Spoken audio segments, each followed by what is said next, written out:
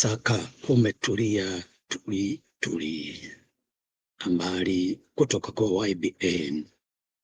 Breaking news zinaachiliwa leo. Tuna habari kutoka jela la Simo Latewa. Uliweza kubahatika kwa mgeni wasiyekuwa wanamtaraji. Simo Latewa, jela la wafungwa wa wamama.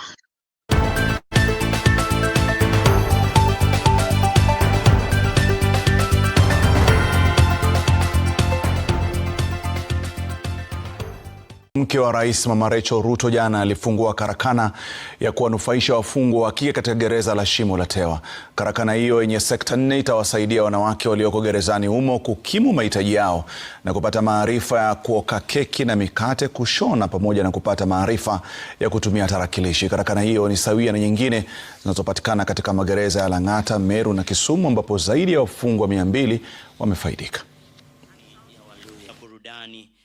Kikundi ambacho chaja mbele yako.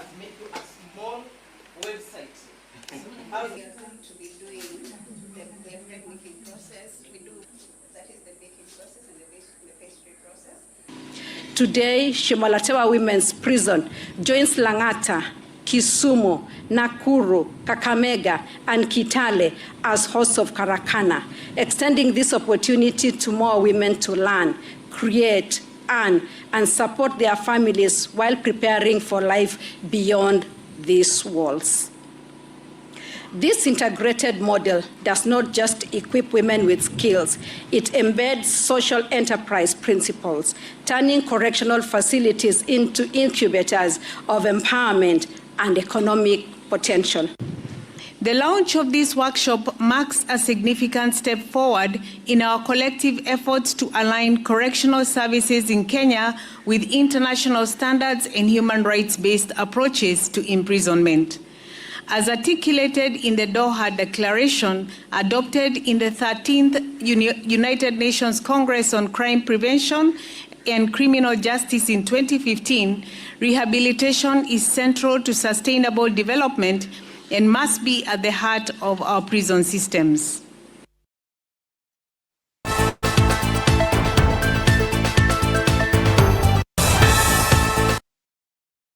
Haya yakiendelea, umetulia, tusikize habari kutoka kwa YBN Breaking News.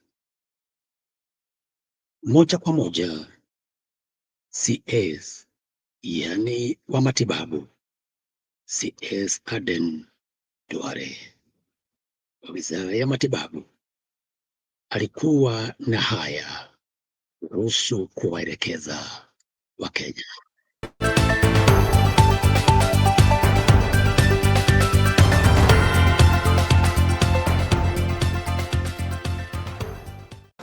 Beyond this clinical feat, I wish to underscore the urgent need to establish a robust regulatory framework for organ donation and transplantation in Kenya. As access to transplant service increases, we must ensure that every procedure adheres to the highest standard of ethics, transparency, and safety of both our patients and our donors.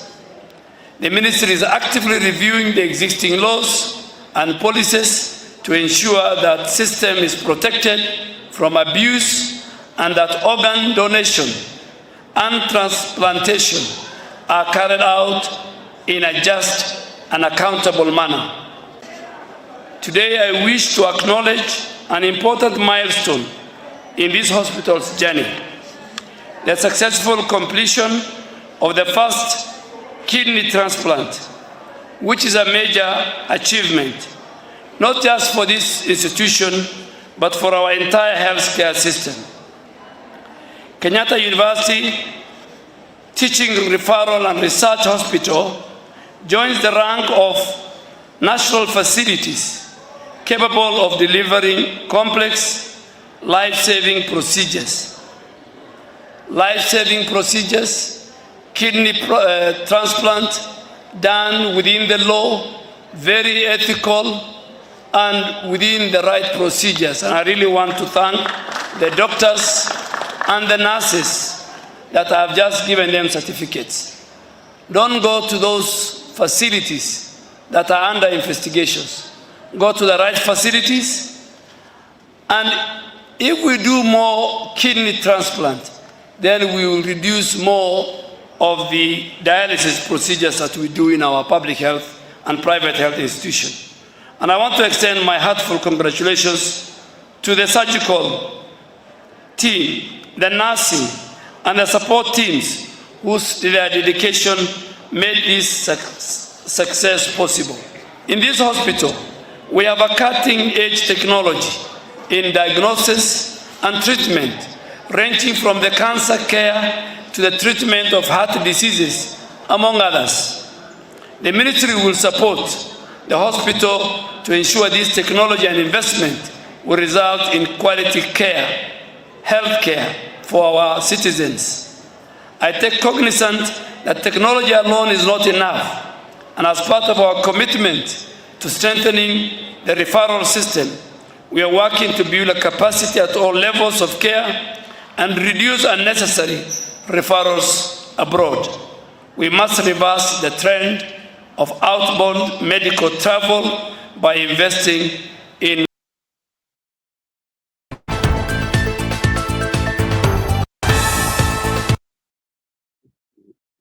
yakiendelea. Aliyekuwa makamu wa rais baada ya kesi ya rufaa weza kutatua na kuweka mambo bayana. Leo ilikuwa hivi.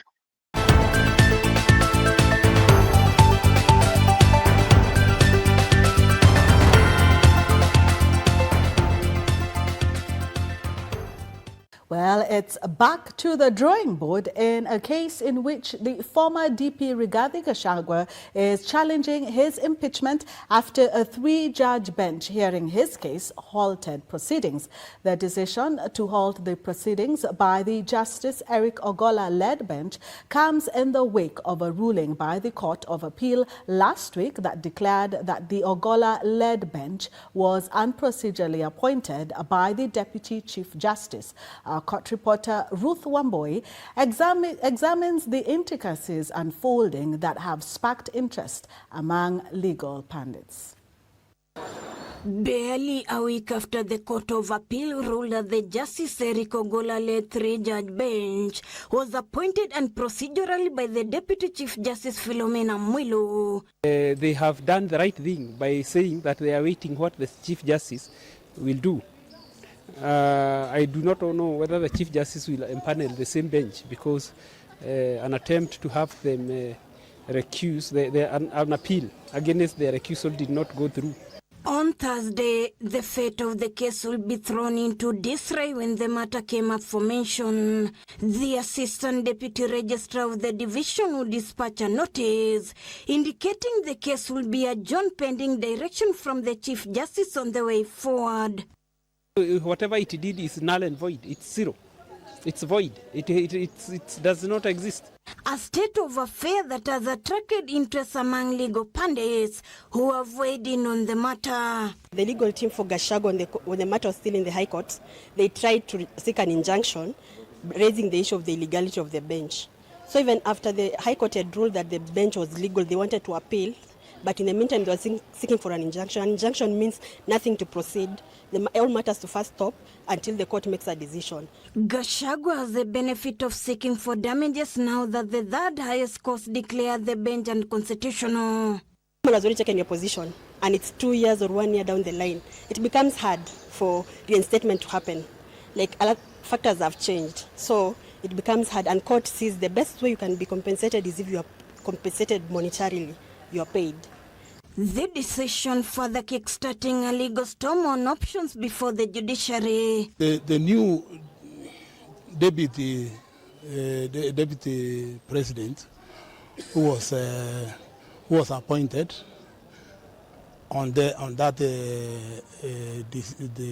basis of the decision of the previous bench will still remain in office until is lawfully removed. Last Friday, the Court of Appeal quashed the decision by Deputy Chief Justice Philomena Mwilu to constitute a 3-judge bench to hear the petition challenging Gachagua's removal from office, which threw a spanner into the works while landing a win for the OCDP. To whether the interim orders that had been issued in Kerugoya should continue being in place, will continue being in place because they have not been vacated by a bench that has been constitutionally been appointed by the Chief Justice. With the new developments, all eyes now shift to the Chief Justice for directions as Gachagua challenges his removal. With the Court of Appeal decision last week having seats of the High Court bench of the matter, the former yakiendelea, habari zinakufikia kwa undani zaidi kutoka kwa OIBN Breaking News. Moja kwa moja, aliye makamu wa rais Kithure Kindiki leo alikuwa na haya ya kuzungumza.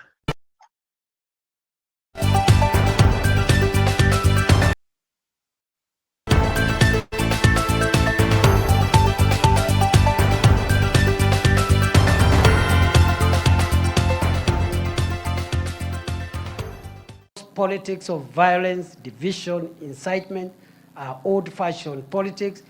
We must resist those politics as a country. Na wale wanaunda vyama, there is no problem. Kila mtu aunde chama, ule anataka kuunda chama, there is no problem. Lakini wacha kusema hii ni chama ya kabila hii ama dini hii. Sema hii ni chama ya Wakenya wote. Ile ingine ikuwe ni ya Wakenya, alafu tu campaign. Wakati wa campaign ikifika tumenyane. Unajua kuna watu wamejaa kiburi, ujeuri, maringo, madharau. Hii dunia tumehubiriwa, sisi zote tulalala tutaenda. Na hakuna mtu atabeba zozote. Kuna wengine sasa wanazunguka wakitengeneza chama za kabila, za ukabila. Mimi nikiwa governor wa kaunti ya Nakuru nasema nataka kuona watu wakiletwa pamoja, sio watu wakigawanyishwa. Mambo ya kututenganisha kwa misingi ya kikabila, tafadhali hiyo hatutaki. Yote tunayasikiza, tukiendelea kusikiza zaidi huko kwa OIBN Breaking News. Moja kwa moja upande wa Rukinya, wakaaji wa mji wa Rukinya hawana amani. Ukora umewafuja moyo. Moja kwa moja tukasikiza.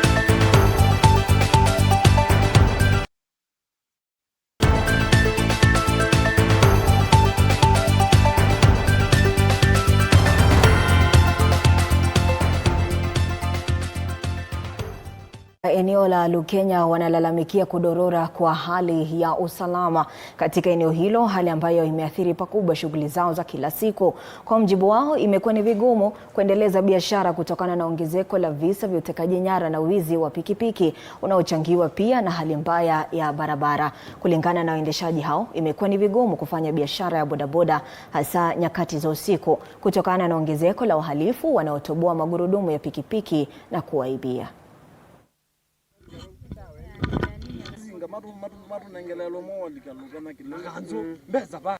Tunaposafirisha wateja wetu wakati wa usiku, kuna wakora huwa wanatutega na waya, na saa zingine tunaweza kuripoti kwenye police post yenye iko karibu chief camp hapa, na hakuna usaidizi. Tunaomba mambo ya security ya watu wa bodaboda area hii yetu iweze kuangaliwa, kwa sababu sisi pia ni wasasi na lazima tufanye kazi. Tunaomba waheshimiwa wetu wa area hii yetu watusaidie tupate security ambao inaweza kuturuhusu tuendelee na makazi zetu bila tatizo yoyote. Usafiri haiko mzuri kwa sababu barabara ni mbovu. Kutoka kwa barabara kuja hapa kwa town yetu ya Kilili ni kilomita 7, lakini barabara ni mbovu, unatumia dakika kama 20. Wewe ambaye ni mali unafaa utumie dakika 5. Kwa hivyo mheshimiwa wetu MP na governor tuangalilieni barabara ikuwe safi. mambo ya barabara ikiwa safi, hata kwa usafiri wetu wote waletewa moja kwa moja kutoka kwa runinga yako OYBN Breaking News. Tukiendelea na habari zetu hii leo, tunaona kotini tena kulikuwa na haya ya mihemko. Tukasikize kotini moja.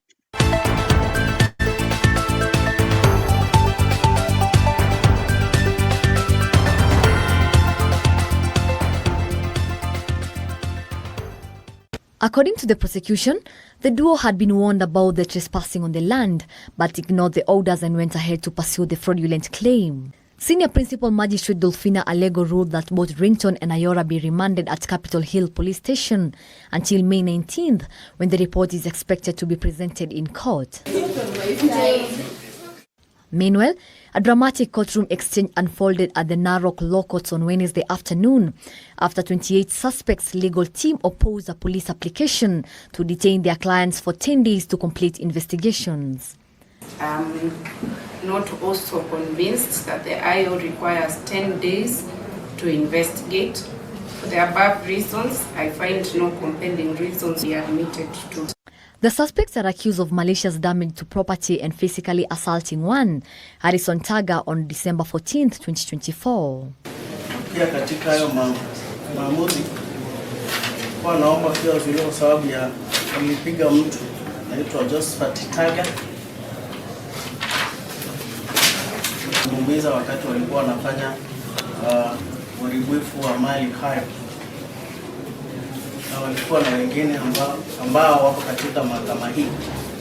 The case will be mentioned on 28th of this month.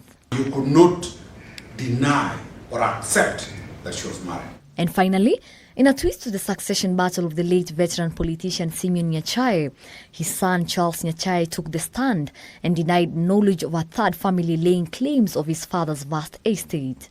Is there a need to use compulsory? Yes, there is a need from my perspective because I didn't receive the email directly. The email was sent to which address?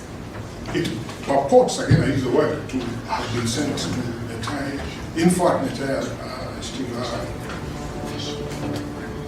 Testifying before Justice Eric Ogola at the High Court in Nairobi, Charles maintained that he had never met Margaret Chwea or her children prior to his father's funeral in 2020. Parody. So do you know the meaning of a parody account? Maybe I misused that word, but the main point here is that it wasn't my account. It wasn't your account. That account, did you ever get interest to check what was being posted in that account that you're purporting not to be yours? No. Did you ever report it to any station that someone is masquerading to be as you on a Huku haya yakiendelea, katika chama cha UON Council Chair Profesa Kamkoma alikuwa na haya hii leo.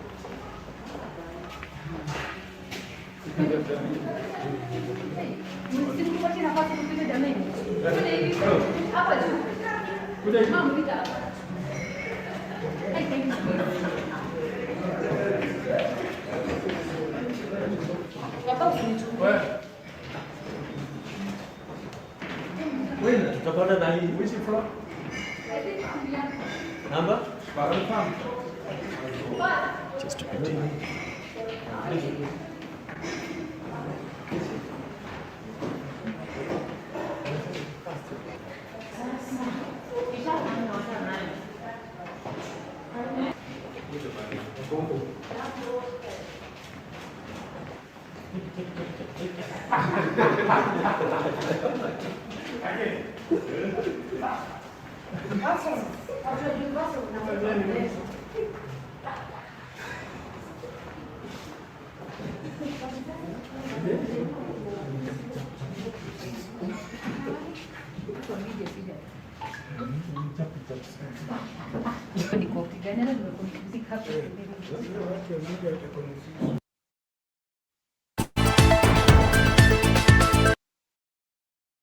Runinga ni yako uipendayo OYBN Breaking News. Na huo ndio mwisho wa habari zetu. Habari kamili na habari zilizo sahihi. Ungana nasi tuendelee kukuletea habari